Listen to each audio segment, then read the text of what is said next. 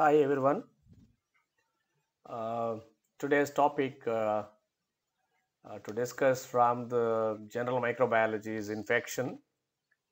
You all know that the majority of the diseases are infectious in origin, and the causative agents for this infection may be bacteria, fungus, virus, parasites, and so on. But how this microbial infection will occur and how they enter into the body and how they are responsible for their disease will be discussed in this particular topic. Learning objectives of this topic are the types of microbes and terminologies used in infection, classification of infections, source and modes of transmission of infections, and determinants of pathogenicity and evasion from the host immune mechanisms, types of infectious disease, and the preventive aspects will be discussed later. But a word about these preventive aspects also will be discussed in this particular topic. And before going for the infection, let us have a look into the types of microbes. The host, depending on the host and microbe relationship, the microbial agents will be divided into saprophytes, which are free living in water and soil and unable to invade the tissues, and the commensals, which are harmless and lives on a living host, and opportunistic pathogens, they produce disease in immune compromised state, but under normal circumstances they are unable to produce the disease. The last one is the pathogens, which are able to produce the disease in spite of proper immunological functions in the host. And following entry of the microbe into the body, it may cause either for infection, or it may cause for colonization, or it may cause for it may be known as infestation. Let us have idea about what is infection. Entry, fixation, multiplication and invasion of microbes through normal anatomical barriers of the host is known as infection. Remember, all the infectious diseases elicit immune response, but all the infectious agents may not able to produce infectious diseases. That's one way if the microorganisms enter into the body, which may cause or may not cause for infection. But sometimes the entry and fixation and multiplication of the bacteria with microbes without invasion through the normal anatomical barriers of the host is known as colonization. Here there won't be disease production and there won't be immune response also by the entered organism. And infestation means entry of the parasitic worms in the intestine, and or the presence of arthropods on body surfaces is known as infestation. So followed by the entry of microorganisms, it may be considered as infection, colonization or infestation, depending on the type of entry and depending on the production of disease. And classification of infections, the first one is the primary infection, means when the infection occurs in the first time with a microbe in a host, it's known as primary infection. If the same individual reinfected with the same microorganism and produce the same or disease or may not be able to produce the disease, that is known as reinfection. Second infection means when the infection occurs followed by existing infection or pre-existing infection is known as secondary infection. For example, the best example for this is usually in case of viral infection, what will happen, the viral infection will cause for the mucosal damage, especially in the respiratory tract, and that person will be again infected with some kind of bacterial agent, results in purulent discharges. So these kind of infections are known as secondary infections. And the cross infection means a new infection in a patient either from the source or from host is known as cross infection. So if the same kind of cross infections occurs in the hospital environment, then that is known as nosocomial infection.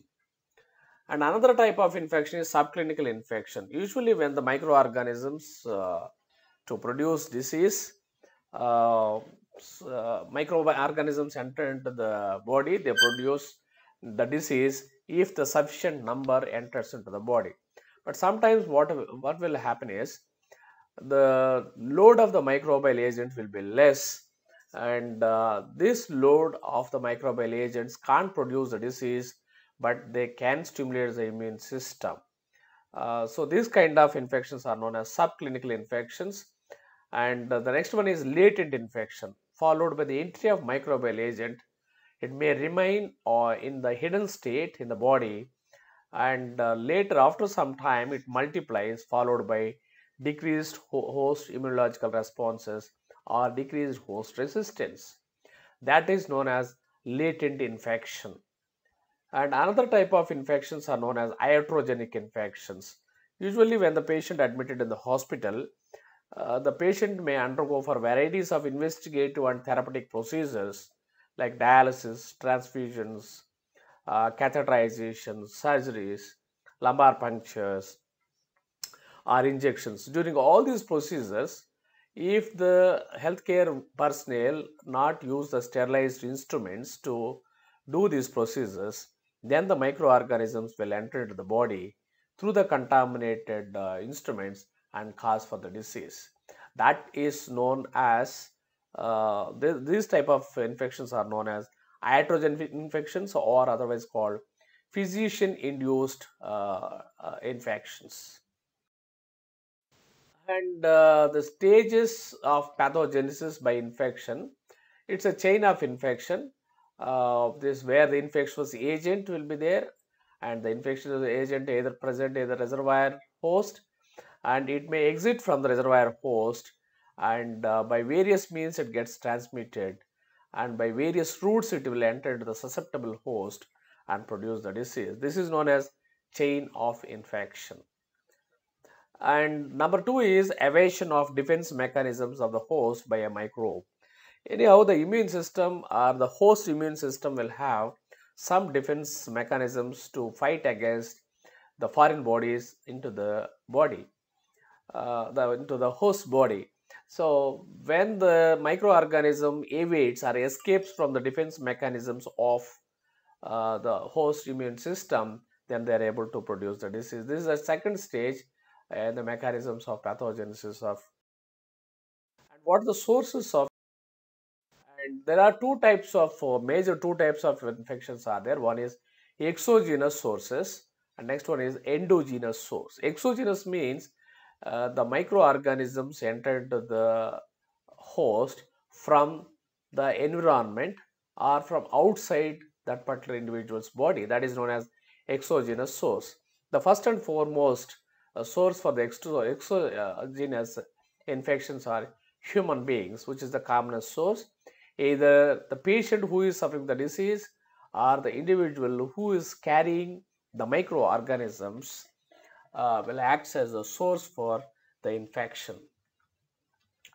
And if you see the carriers which are more dangerous to transmit the infectious agents, this carrier, depending on origin, the carriers may be microbial carrier may be considered as healthy carrier who carries the microorganisms without having any clinical manifestations, and contact carrier means this person will acquire the microbial agents by touching a contaminated area and receive the microorganisms, and these microorganisms will be given to other individuals. And another type of sources are insects. The insects are also known as vectors. These vectors are of two types: mechanical vectors and biological vectors. Mechanical vectors means these vectors will carry the microorganisms through their body parts, either through wings or legs also, and these are known as the animals also acts as a source for the infection. And some of the infectious diseases transmitted to the human beings from the infected animals. So, the primary source of infection to the human beings would be animals. This type of diseases, where the animals will suffer primarily with the disease, and through the continuous contact or frequent contact with animals, human beings may acquire the disease. These kind of diseases are known as zoonotic diseases. There are a big list of zoonotic diseases are there. Few of bacterial diseases have been zoonotic diseases I have mentioned here. One is some of the bacteria which are primarily infect the animals and later transmitted from animals to the human beings.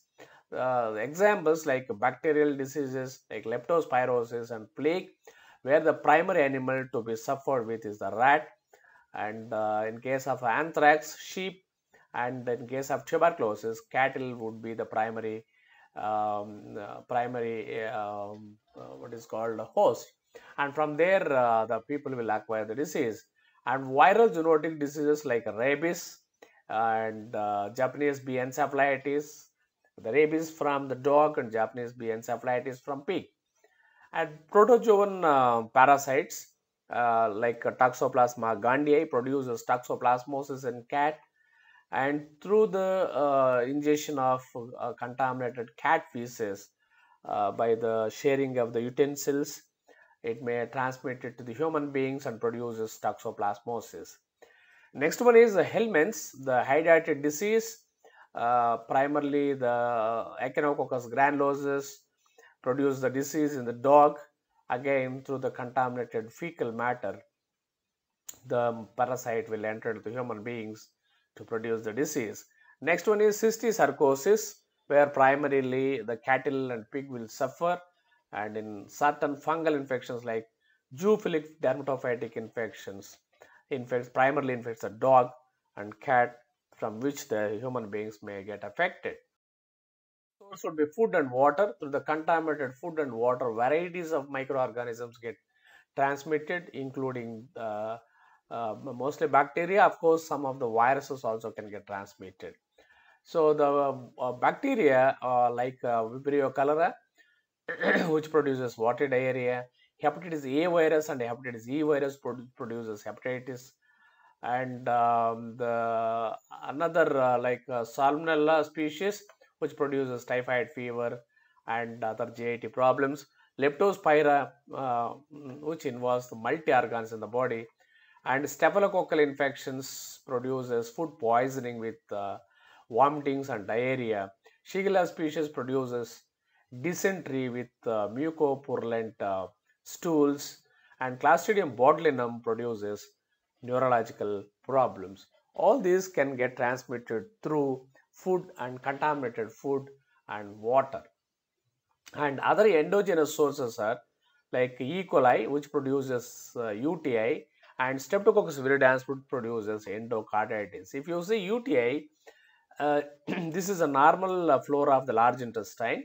So after defecation, if you won't take the proper hygienic precautions, personal hygienic precautions, this E. coli may contaminate the urethra and causes for the urinary tract infection. And Streptococcus viridans, if they overgrow in the oral cavity and through the infected teeth, they enter into the blood and causes for the infective endocarditis, or sometimes followed by the tooth extraction also. This Streptococcus viridans enter into the blood and produces infective endocarditis. And what the modes of transmission of infection? This is any kind of activity so from an infected individual can carry the microorganisms to the other individuals. And the first and foremost thing to be discussed is the contact. By direct contact, the microorganisms can get transmitted from the infected individual to other individuals. The diseases like gonorrhea, syphilis, and HIV may get transmitted one person to other person by direct contact with the infected individual. And indirect contact means the infectious agents can get transmitted from the infected individual to other individuals through the contaminated fomites shared by the infected individual, like toys, pencils, and clothing. Diseases like diphtheria, which is a childhood disease, trachoma, and shigellosis, all these would be transmitted by means of contact, maybe direct or indirect contact. And by means of inhalation, the secretions from the respiratory tract will get released while talking, while sneezing, and while coughing. And these respiratory secretions will be converted into the droplet nuclei or aerosols. And these aerosols, if they inhaled by the normal individual, they may suffer with the disease. So the people who are suffering with the influenza viral infections, tuberculosis, and measles viral infections, and whooping cough, that is pertussis, all these people during the above acts like sneezing, speaking, and coughing can releases the droplets, nuclei, and aerosols, and once they inhaled by other normal individual, they get transmitted to the normal individuals to produce the disease. And by means of ingestion, some of the infections also will get entered the body. And all the examples which I have mentioned, the food and water as a source, will enter into the body by means of ingestion. And by means of inoculation through the skin or mucous membranes, the pathogens or pathogenic forms will enter and cause for the disease. Say for example, tetanus spores will enter into the body followed by the injuries or followed by the abrasions through the skin. Even rabies virus also gets inoculated through the dog bite. HIV, hepatitis B, and HCV viruses can get inoculated into the skin or mucous membranes, followed by the usage of contaminated needles or syringes. And vertical transmission means directly the infectious agents get transmitted from mother to baby, either during the uh, pregnancy stage or during the delivery or during the breastfeeding. In any of these stages, the infected mother can transmit the infectious agents to her child. So some of the infectious agents which can get transmitted when the baby is in utero, and now the microbial agents are transmitted through the placenta and spread into the baby. So if the mother is suffering with Listeria monocytogenes, and that mother can responsible for neonatal sepsis in the child, Treponema pallidum will cause for the infection of the mother. Treponema pallidum infection in the mother in the form of syphilis can cause for the congenital syphilis in the baby. And parvovirus B19 usually to get transmitted from the pet animals, and it may responsible for hydrops fetalis in the baby. Toxoplasma gondii, cytomegalovirus, rubella, and herpes virus. All these can get transmitted from the infected mother to the baby through the placenta. And another thing is some of these agents may cause for the anomalies, congenital anomalies, like lacking of hand, lacking of legs, lacking of some parts of the body, or lacking of some organs of the body. And this is known as congenital anomalies, are known as teratogenic infections. And these teratogenic infections may be produced by either Toxoplasma gondii, cytomegalovirus, rubella, or herpes viruses. And another infections which can get transmitted through the birth canal during the delivery are Streptococcus agalactiae, which is a common commensal of female genital tract. So if the mother's genital tract not cleaned properly at the time of delivery, then it may result in neonatal meningitis in the baby.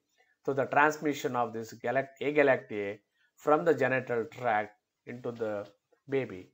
And Neisseria gonorrhoeae can cause for the gonorrhea, especially ophthalmic gonorrhea. And Chlamydia trachomatis produces pneumonia or conjunctivitis. And HIV, hepatitis B, HCV, HSV2, that is herpes simplex virus too also can get transmitted through the infected birth canal into the baby. And after birth, by ingestion of breast milk like HIVs, cytomegalovirus, and in case of breast abscess by the Staphylococcus aureus, also can get secreted through the milk. So in these infections, the breast milk or breastfeeding has to be avoided. And what are the determinants of this pathogenicity by evading the host defense mechanisms?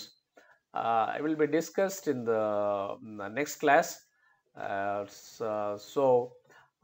Which this particular 20 minutes talk, what I would like to conclude is the microorganisms, once they enter into the body, they may or may not produce the disease, and the microorganisms get transmitted into the host either from the environment or from their own body, and which are known as exogenous as well as endogenous infections. And varieties of modes of transmissions are there, and sources of infections also there. So in the next class, I'll continue with the determinants of pathogenicity by evading the host defense mechanism.